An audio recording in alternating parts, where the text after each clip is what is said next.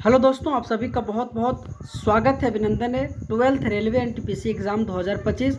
मेरे दोस्त, आज 11 अगस्त है और 11 अगस्त का दोस्त दूसरे शिफ्ट का एग्ज़ाम ख़त्म हो चुका है। तो मेरे दोस्त, आज के इस क्लास में आइए देखते कि किस प्रकार से क्वेश्चन पूछा गया, क्या लेवल रहा, और आने वाले सभी शिफ्टों के लिए दोस्त ये क्लास बहुत ही इंपॉर्टेंट होने वाला है। ठीक है, तो दोस्त पहला क्वेश्चन देखते हैं। ये दोस्त बहुत ही अच्छे क्वेश्चन पूछा गया था कि 2011 जनगणना के अनुसार भारत में दूसरा सबसे अधिक जनसंख्या घनत्व वाला राज्य कौन सा था।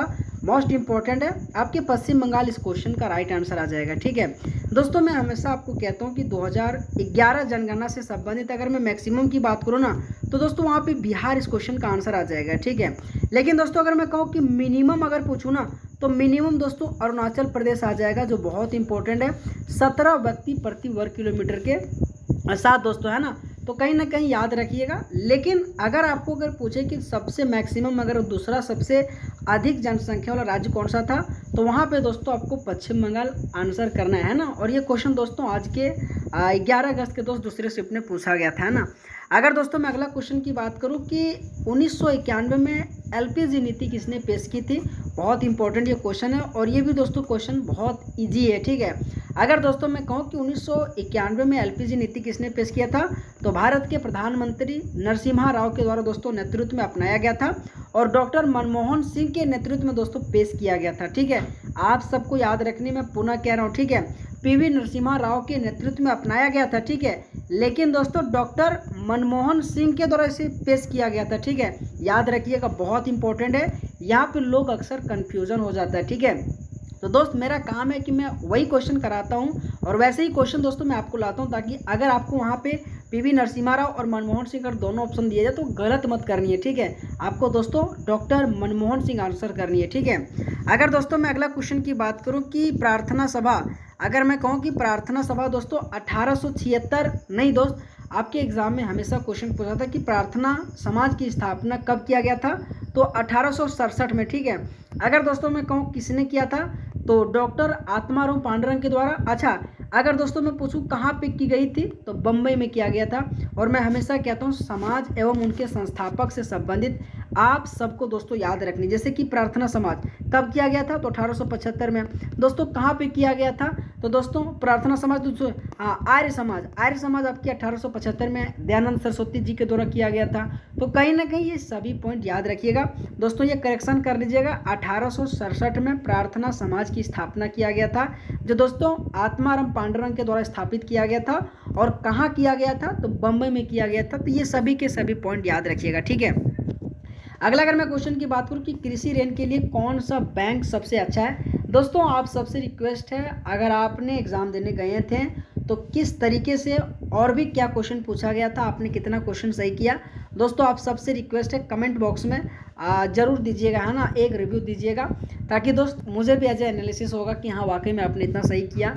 आने वाले शिफ्ट के लिए दोस्तों ये क्लास बहुत इंपॉर्टेंट है, आप सबको दोस्तों ध्यान से सुननी है ना। तो कृषि ऋण के लिए कौन सा बैंक सबसे अच्छा है, तो भारतीय स्टेट बैंक इस क्वेश्चन का राइट आंसर आ जाएगा। ठीक है, अगला क्वेश्चन है कि कंप्यूटर की 3 प्रमुख इकाई कौन कौन सा है, तो इसमें से इनपुट यूनिट, आउटपुट यूनिट और सेंट्रल प्रोसेसिंग यूनिट, ये तीनों के तीनों दोस्तों कंप्यूटर के 3 प्रमुख इकाइयों में से माना जाता है, जो आप सबको दोस्तों याद रखनी है, बहुत इंपॉर्टेंट ये क्वेश्चन है। ठीक है, कि कंप्यूटर के 3 प्रमुख इकाई कौन कौन सा है, तो इनपुट यूनिट, आउटपुट यूनिट और सेंट्रल प्रोसेसिंग यूनिट। ठीक है, आप सबको दोस्तों याद रखनी है। अगर दोस्तों आप सबको क्लास अच्छा लग रहा है तो मेरे दोस्त आप सबसे रिक्वेस्ट है दोस्त वीडियो को लाइक करनी है और चैनल को दोस्त जरूर सब्सक्राइब करके जानी है। ठीक है, क्योंकि दोस्त मैं आप सबके लिए इतना मेहनत करता हूँ और आने वाले शिफ्ट के लिए दोस्तों ये क्लास बहुत ही बेहतरीन है ना, ताकि दोस्त आप इस तरह से पढ़ के जाइए।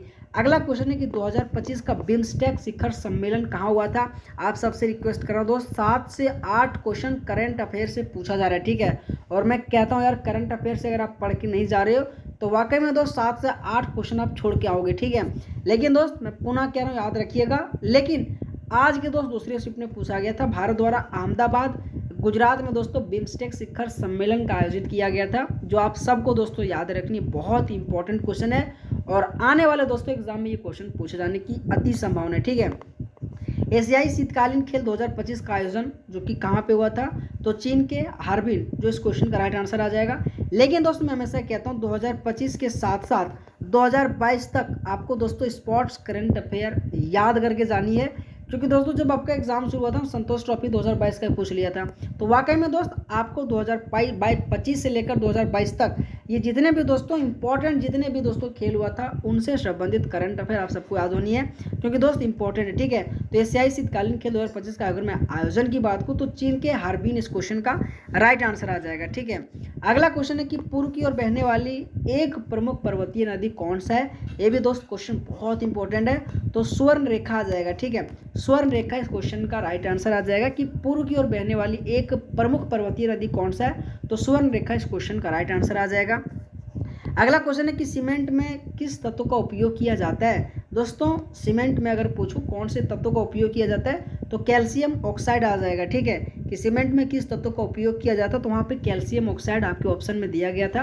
तो दोस्त आप आराम से ऑप्शन दे सकते, लेकिन दोस्त मैं आप सबसे रिक्वेस्ट कर रहा हूँ अगर आपने एग्जाम दिए होंगे तो दोस्त आपको कैल्शियम ऑक्साइड के अलावा अगर कोई ऑप्शन दिया होगा तो मैं आप सबसे रिक्वेस्ट कर रहा हूँ कमेंट बॉक्स में दोस्तों जरूर दीजिएगा, है ना, आंसर, है ना। अगर दोस्तों मैं अगला क्वेश्चन की बात करूं कि राष्ट्रपति को मंत्रिपरिषद की सलाह के अनुसार कार्य करने का प्रावधान किस संशोधन के तहत दिया गया था। तो दोस्तों आप सभी को याद रखनी है 42वां संविधान संशोधन अधिनियम 1976 के तहत दिया गया था ना। तो ये दोस्त पॉइंट याद रखिएगा कि राष्ट्रपति को मंत्रिपरिषद की सलाह के अनुसार कार्य करने का प्रावधान जो आपकी 42वें संशोधन अधिनियम 1976 के तहत दिया गया था। अगला क्वेश्चन है कि कौन सी पंचवर्षीय योजना किस मॉडल पे आधारित है। दोस्तों हैरोडोमर पे आधारित है। और दोस्तों अगर मैं पूछूं आज जो द्वितीय पंचवर्षीय योजना दोस्तों आपके किस पे था तो दोस्तों आपके उद्योग पे था। ठीक है, फर्स्ट की बात करूँ तो आपकी कृषि पे था। ठीक है, एग्रीकल्चर पे था। तो कहीं ना कहीं हमेशा इस तरीके से क्वेश्चन दोस्त आपके एग्जाम में इजी वाला पूछा जाता है ना। और दोस्त आज की इस क्लास में कोई बड़ा क्वेश्चन नहीं है, बहुत अच्छे से क्वेश्चन पूछा गया है ना।